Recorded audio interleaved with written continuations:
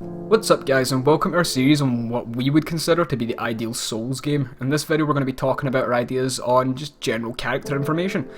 Keep in mind that this is a very opinionated video and all we are saying is this is how we would like the games to be.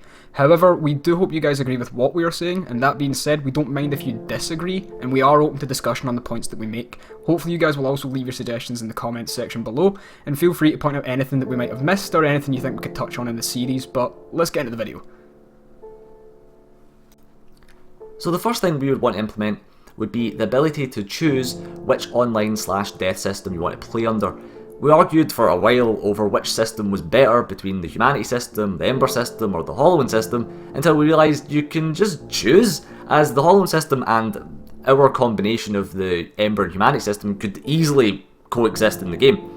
This means that the game wouldn't need to compromise on both sides of people's preferences. So the Hollow system would be the exact same as it was in Dark Souls 2, gradual punishment for death, and it's got an always online overtone. It would allow you to go human at any point, and that would restore your maximum health. Although we think this is a problem with the Ember system, it isn't one for the Hollow system because you're always subject to the invasions, but with the Ember system currently, you can just Ember outside a boss and go on in with no consequence at all. The other option we think should be a combination of the Ember and Humanity system. The Ember system is bad because it took the worst of both Humanity and the Effigy system.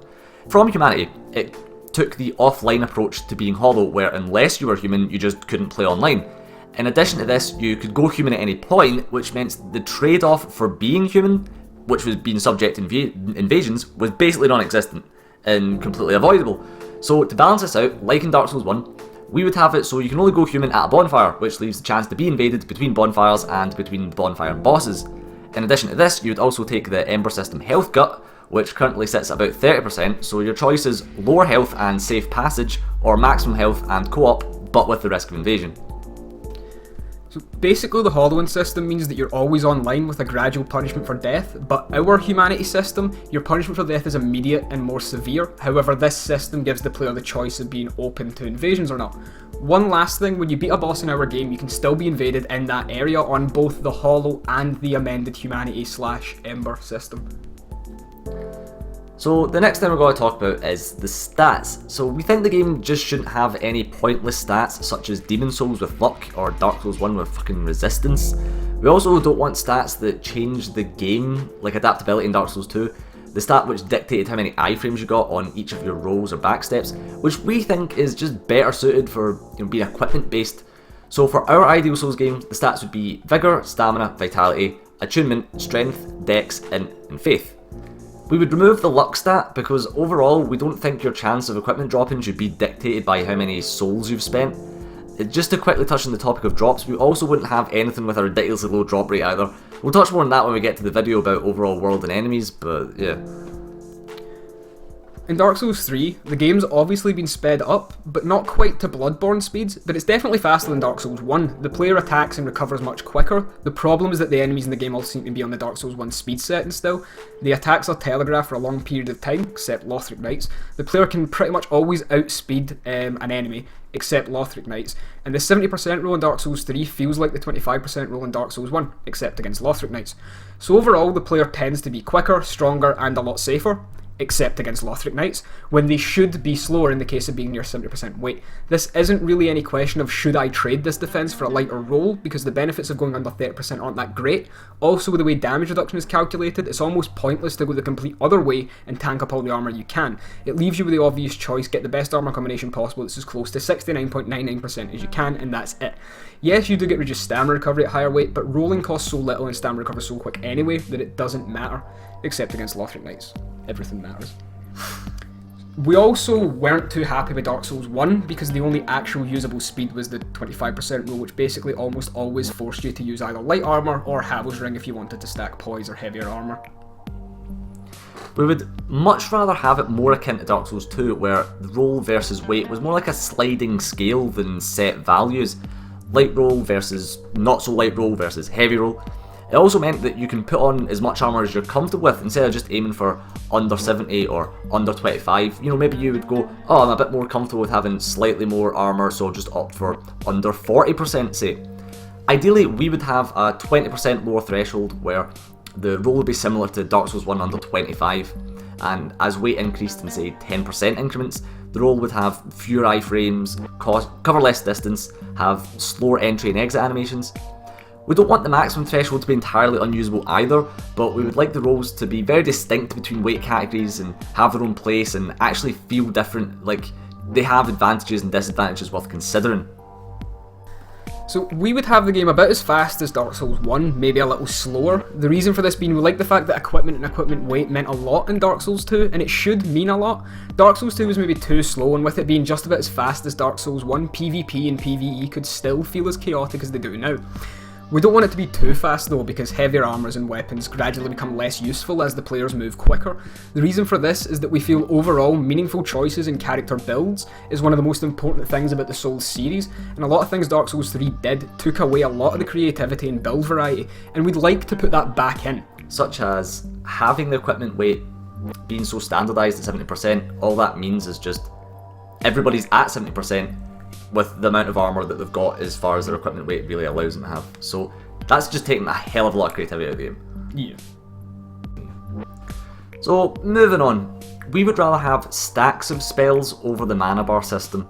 We'll go into more detail about the specific spells in a later part, but we did talk a lot about this, and although we love the concept of the mana bar, we just couldn't balance it in terms of like how much, how would you regain your mana, and how it can break certain areas with too much mana regen. If you have mana restoring items, you could just spam an area with magic, and it heavily takes away from the PvE experience. If we take Dark Souls 3's Estus versus Ashen Estus, although it sounds great for PvE, and we do like that, but when it comes to PvP it raised too many questions, and it would be unfair in terms of how you make it so if the invader can't use their normal Estus, which we think invaders and phantoms shouldn't be able to use, then if they can't use a normal Estus, they could just stack all their Estus in an Ashen Estus and have endless mana. Invading with a set amount also felt a little clunky as well, because then choices you make regarding your Estus and only apply to PvE and they don't apply to PvP. So we just figured that stacks worked for both Dark Souls 1 and Dark Souls 2, and it easily works in terms of balancing both PvE and PvP for our ideal game. And if you're working with stacks, it means that areas in terms of enemies and placements can be balanced for the most powerful spells and the amount of stacks that you could have at that point. So it's much easier to balance the game under stacks as well. And speaking of spell stacks, attunement's actually next on the list of things we want to talk about. We think that attunement should be a more worthwhile stat to invest in, because as it stands currently, investing in attunement is best done in bulk, because between spell slots you gain basically nothing else, and Dark Souls 3 you gain a little bit of mana, true. But we would rebalance spell slot costs for spells into 3 tiers anyway, minor spells costing 1 slot, moderate spells costing 2, and major spells costing 3. You could even have some spells that cost 4 slots if they're particularly strong. But to balance the additional costs of spells, we'd offer more attunement slots, so you'd actually get something from attunement more often, and you don't feel like your next 4 stats are pointless until you get that slot on the 5th level invested. But in terms of interim leveling for attunement, spell stacks would have a sort of cooldown period, where after a certain amount of time's passed, you'd recover some of your spell casts, but the time taken to recover could be dictated by a combination of attunement, intelligence, and faith. That way there's actually a reason to invest in attunement between spell slots. But of course we can talk more about how spells would work again in a later video. This is just more about the stats and stuff and how they reflect on the character as opposed to the equipment the character uses. So before we go into the starting classes, we'd like to talk about New Game and New Game Plus. We would like to implement a level cap of 120 or thereabouts for New Game, but going into New Game Plus would allow you to go as high a level as you like. Also, no items would be locked to New Game Plus either, and your rewards for going to New Game Plus would be along the lines of reskinned weapons and armours. So purely bragging rights. With a level cap of 120 and having nothing restricted to New Game Plus, outside of reskins, it makes the game very PvP friendly. It doesn't force players to play multiple times just to get to PvP the way they want to.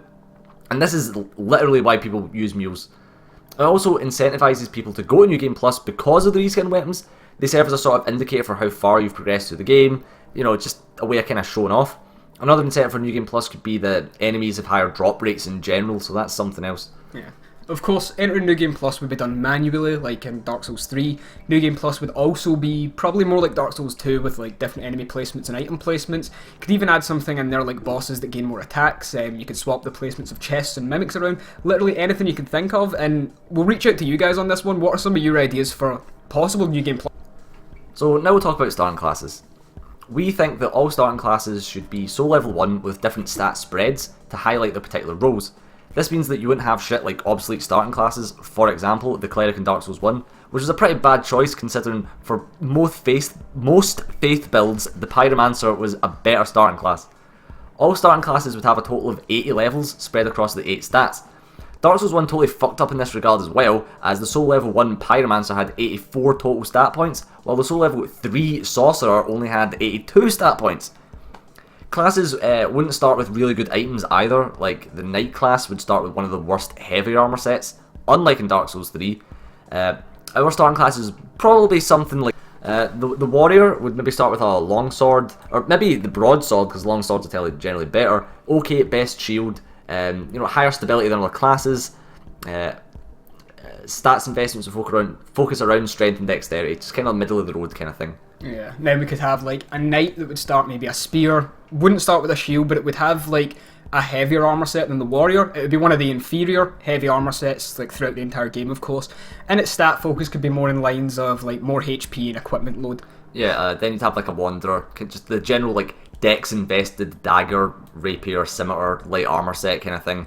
Something like a parry shield, something that has like maybe the lightest roll in the game. And the good thing about this classes here is with our roll thresholds, it means that each class could feel a little bit different off the bat as well, with each one would have like a different roll threshold, for instance. Yeah, for like another example could be like the Bandit. For us, honestly, the Bandit in Dark Souls 1 was pretty spot on in terms of how we'd like to make it. Yeah. A little stat tweaking to bring its total stat investment down to 80, of course, and just to highlight on like the different rolling thresholds, maybe the Bandit could have like middle of the road roll with like full equipment on or something like that. Yeah.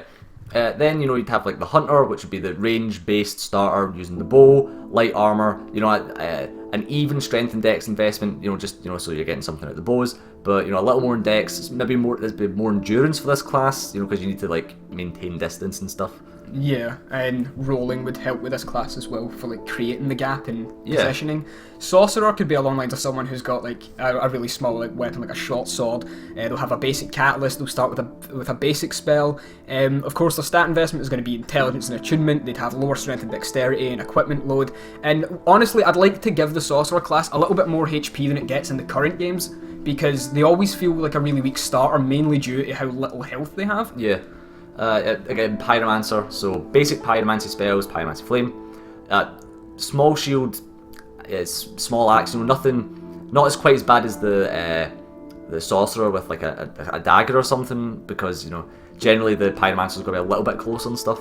Invested in faith evenly. Yeah, because that's what we'd have fire scale off of, because we think Dark Souls 2 and Dark Souls 3 actually have done pretty well in terms of their the fire aspect of magic. Speaking of faith and outscaling, we could have a Hexer starting class, which we haven't had, even though hexes are spells in the game now. But so of course that could be a Hexer starts with like a basic hex, maybe something like small resonant soul or whatever it was called in Dark Souls 2. Or Dark Orb or something. Yeah, we think the Hexer could have the lowest health out of all the starting classes, the lowest endurance and equipment weight probably, because it will have the deepest investment in intelligence and faith, unlike the Pyromancer where it'd be like a small investment. Hexer could start with like a small shield as well, basic casting tool, and like probably a dagger, because hexes are probably a little bit more effective. Yeah, that would probably be the biggest risk reward thing, because I feel like that's kind of highlighted in the sort of Hexer playstyle where you've got a lot of investment to get a lot of damage out kind of thing. Yeah. So. And then you've got the Cleric, just basic chime, basic heal, a sort of shitty medium shield, the mace. I just think the mace is fun, because the mace has been on all the Cleric classes, and I like that. I don't know why. It's just a cleric-y thing, isn't it? Yeah. Just invested heaviest in faith, but otherwise, low int. Just general even dex strength, because that's not really something that plays into faith or whatever. Maybe a little bit more strength because of the mace. Yeah, maybe. But, could accommodate. And the remaining stats just be evenly spread out. It'd probably be alright in health, endurance, or whatever. And of course, deprived, which we would have just 10 in all the stats. It'd be evenly spread out among all 8 stats, and that would of course start with the plank shield and the club to follow the current trend. It's really bothered me how the deprived in all the games hasn't started with like 10 and everything. I don't know why that's. The one in Bloodborne did. Did it? The Waste of Skin in Bloodborne had all even stats across and that was soul level 1 as well. And something we can mention is the PvP meta has always been 120 generally, and I think that with 8 stats, 120 is a good PvP meta, but with 80 starting stats. That means that when you get to 120, you have 200 points invested overall, which is nice. It's just... Yeah, how much does that satisfy your OCD? Aye, it just feels nice. I know. It's really good. I like that. Next thing I want to talk about would be the starting gifts. Starting gifts have really not been handled well in the Souls games. There's usually a very obvious choice for the best starting gift. For example, the Master Key in Dark Souls 1 or the Healing Wares in Dark Souls 2. Even the Fire Gem in Dark Souls 3. And a lot of the other stuff is just useless. It's just not worth it. In terms of uselessness, we could just look at the pendant in Dark Souls 1. I think it'd be best if we revamped the entire system and we'd make it more along the lines of like Call of Duty has the pick 10 system, so we could have a selection of starting items like soul packets, low tier rings, other consumables. Each would have their own value and you would pick until you reached your point limit. So more valuable items of course would cost more points, and that would give you a variety of choice in terms of what items you want to start the game with. So that's it for our video on just general character information. We hope you guys enjoyed what we had to say and our suggestions. If you disagreed with anything, like we said, just leave a comment down below. We're open to discussing ideas, you know, something we like to do. Leave suggestions for anything you want us to cover, like we said. Of course, we have a list of our own, but we might have missed something, and you know, we always like community input. And lastly, and definitely not least, we want to give a huge shout out to our patrons on Patreon. The support from you guys has been immense, and we really, really appreciate it. You've helped the channel so much, and we give you our deepest thanks. There should be a credit roll playing as a list of our patrons on screen now, so thanks to each and every one of you. So yeah, that's it from us, and we'll see you guys in the next video. See you guys then.